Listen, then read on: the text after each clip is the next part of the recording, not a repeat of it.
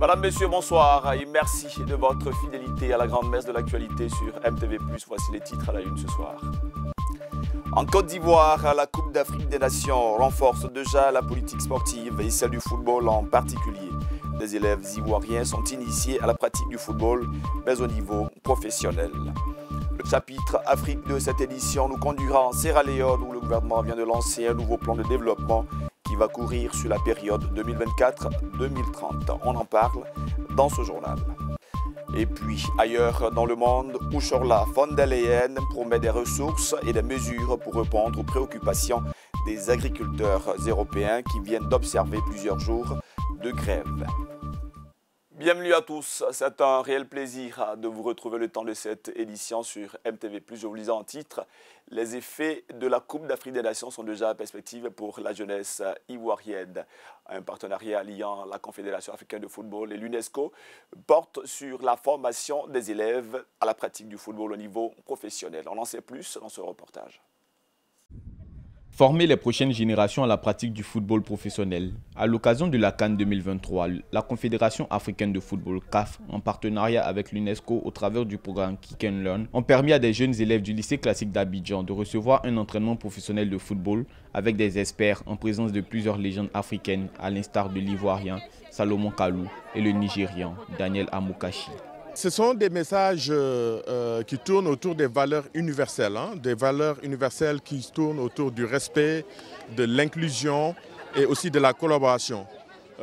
On sait tous que quand on travaille en équipe, et c'est le cas du sport, il y a le bout de l'effort, il y a l'effort physique et au bout il y a cet esprit de compétition mais avec des règles.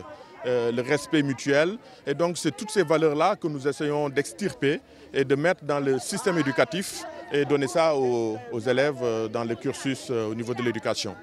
À travers cette activité, la CAF veut repositionner le football au centre de la promotion des valeurs sociales. Le football étant un vecteur de socialisation, le raccourci est tout trouvé afin de réorienter les projecteurs sur la CAF. Ceci, loin des rivalités sportives entre les nations, parfois source de division.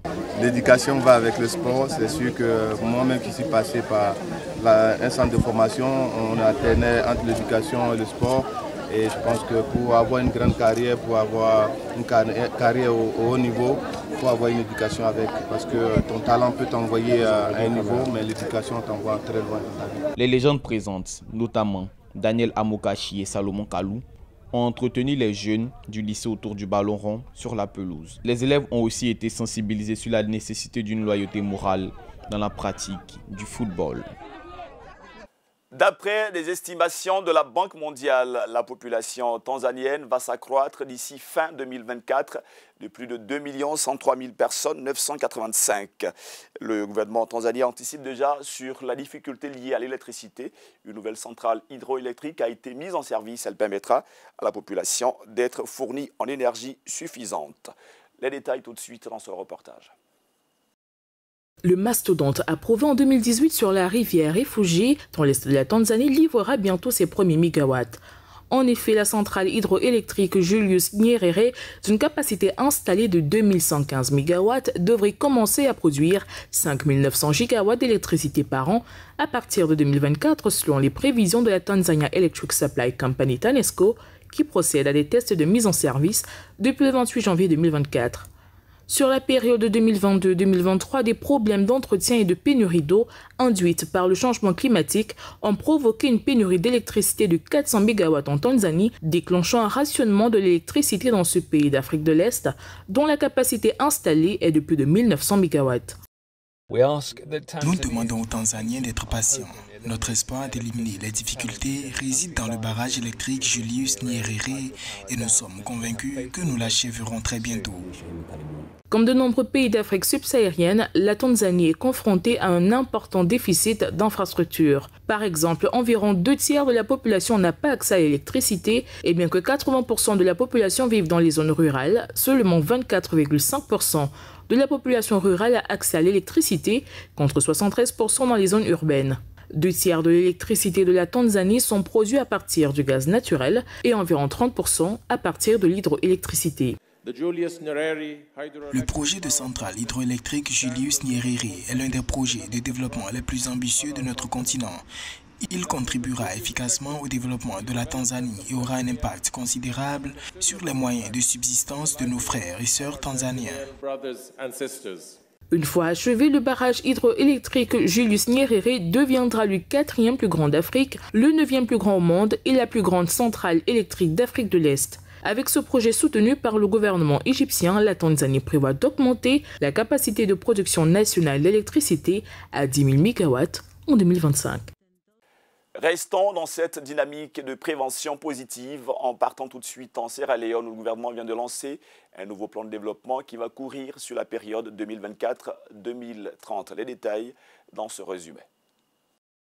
Le 30 janvier 2024, le président de la République de Sierra Leone, Julius Maada Bio, a officiellement lancé le plan de développement national à moyen terme pour 2024-2030 intitulé « Un programme d'accélération transformateur pour la sécurité alimentaire, le développement du capital humain et la création d'emplois ». Ce plan de transformation vise à atteindre 5 objectifs d'ici 2030, un pays autosuffisant sur le plan alimentaire, une main-d'œuvre hautement qualifiée, la création de 500 000 nouveaux emplois pour les jeunes, une économie hautement productive avec un PIB de 810,6 milliards de dollars et un service public compétent et efficace. Pour concrétiser cette grande vision, il est essentiel d'avoir une synergie et un alignement à tous les niveaux du gouvernement. Les fonctionnaires et les hommes politiques doivent travailler à l'unisson pour atteindre notre objectif commun, améliorer la qualité de vie de nos concitoyens. Selon le président Julius Maada Bio, la démocratie prospère lorsqu'elle est soutenue par un développement réel. Le plan de développement 2024-2030 prévoit également l'expansion de la production d'énergie avec un plan de ressources intégré, une capacité de production d'électricité de 29 500 MW à partir de l'énergie éolienne, de 6 000 MW à partir de l'énergie solaire photovoltaïque, ainsi que le développement de systèmes de transport avancés reliant les centres de production au marché. Le gouvernement a également prévu que ce nouveau plan de développement national propulsera la Sierra Leone vers l'objectif d'un pays à revenu intermédiaire d'ici 2039. In pursuing the 2030 agenda, dans la poursuite de l'agenda 2030, nous devons prendre la résolution de ne laisser personne de côté. Nous défendrons avec la plus grande ferveur l'inclusivité en reconnaissant la valeur intrinsèque de chaque individu, quelles que soient ses circonstances. Des progrès ont été accomplis, mais nous reconnaissons que le chemin à parcourir est semé d'embûches. Toutefois, ces embûches mettent également en évidence les possibilités d'innovation et de collaboration.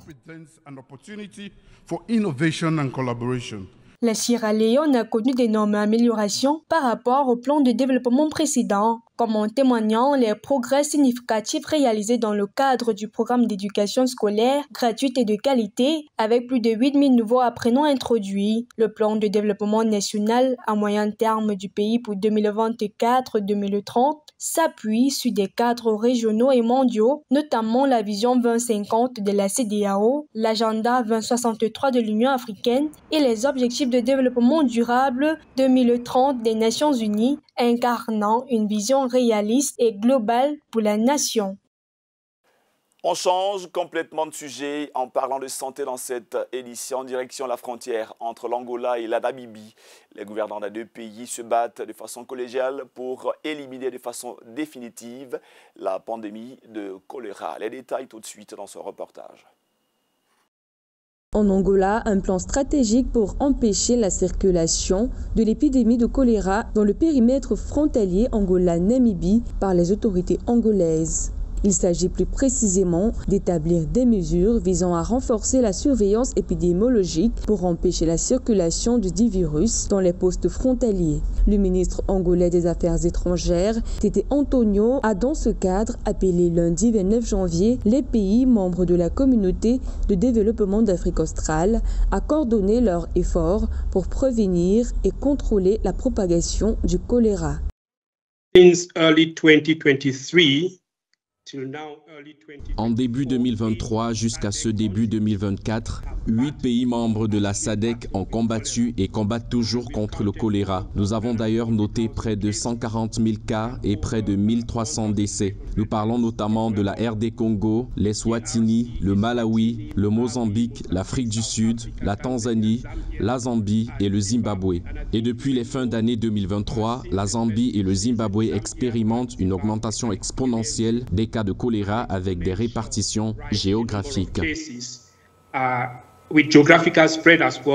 Bien que l'Angola n'ait encore officiellement confirmé aucun cas de choléra, les autorités sanitaires nationales ont toutefois relevé le niveau d'alerte en raison du grand nombre de cas signalés dans la région. Selon des statistiques officielles, depuis début 2024, au moins 28 pays ont rapporté 642 437 cas de choléra contre 16 pays au cours de la même période en 2022.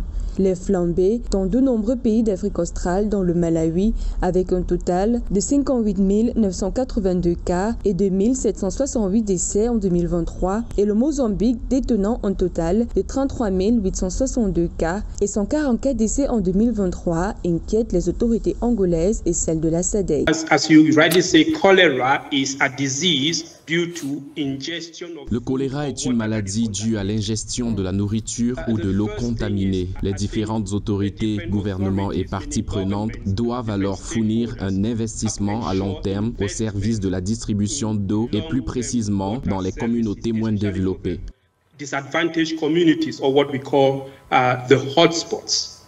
D'après le ministre angolais des Affaires étrangères, ces scénarios nécessitent une réponse régionale coordonnée pour relever ce défi, car aucun pays ne peut lutter seul contre une maladie comme le choléra qui ne tient pas compte des frontières. Et puis, ailleurs dans le monde, après plusieurs jours de grève, les agriculteurs européens semblent avoir un début de solution du côté de l'Union européenne. La présidente de la Commission, Ursula von der Leyen, promet des mesures pour répondre aux préoccupations de ces agriculteurs. La réunion s'est organisée de façon impromptue. La présidente de la Commission européenne et les premiers ministres belges et néerlandais ont rencontré les représentants des syndicats agricoles en marge du sommet européen jeudi à Bruxelles. Un peu plus tôt dans la journée, environ 1 millier de tracteurs avaient convergé vers le Parlement européen. Les agriculteurs ont manifesté pour réclamer davantage de moyens afin de pouvoir vivre de leur production. Ils dénoncent aussi le pacte vert européen qui entraîne des normes environnementales plus strictes selon les professionnels. We had a very constructive, a very good meeting. We listened to the main complaints and worries and concerns of the farmers. It's very important that we find common solutions. We share the goals, for example, the protection of nature, because we all live in nature and with nature, and the best ambassadors for nature are the farmers themselves.